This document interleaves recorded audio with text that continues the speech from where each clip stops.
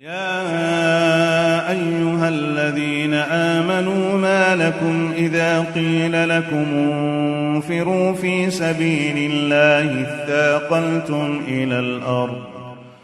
أرضيتم بالحياة الدنيا من الآخرة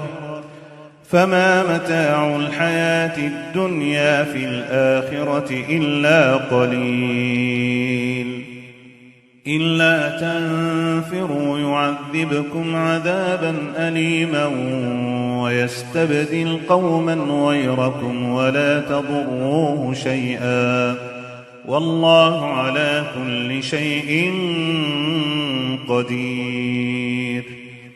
إلا تنصروه فقد نصره الله إذ أخرجه الذين كفروا ثاني اثنين إذ هما في الغار إذ يقول لصاحبه لا تحزن إن الله معنا فأنزل الله سكينته عليه وأيده بجنود لم تروها وجعل كلمة الذين كفروا السفلى وكلمة الله هي العليا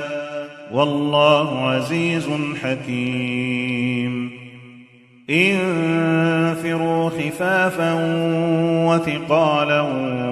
وجاهدوا بأموالكم وأنفسكم في سبيل الله ذلكم خير لكم إن كنتم تعلمون لو كان عرضا قريبا وسفرا قاصدا لاتبعوك ولكن بعدت عليهم الشقة وسيحلفون بالله لو استطعنا لخرجنا معكم يهلكون أنفسهم والله يعلم إنهم لكاذبون عفى الله عنك لم أذنت لهم حتى يتبين لك الذين صدقوا وتعلم الكاذبين لا يستأذنك الذين يؤمنون بالله واليوم الآخر أن يجاهدوا بأموالهم وأنفسهم والله عليم بالمتقين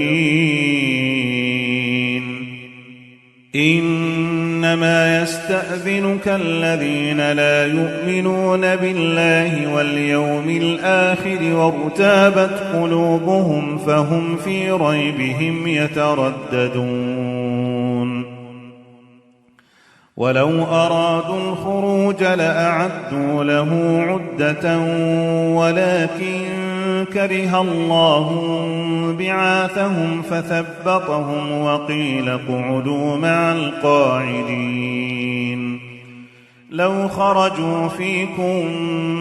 ما زادوكم إلا خبالا ولأوضعوا خلالكم يبغونكم الفتنة وفيكم سماعون لهم والله عليم بالظالمين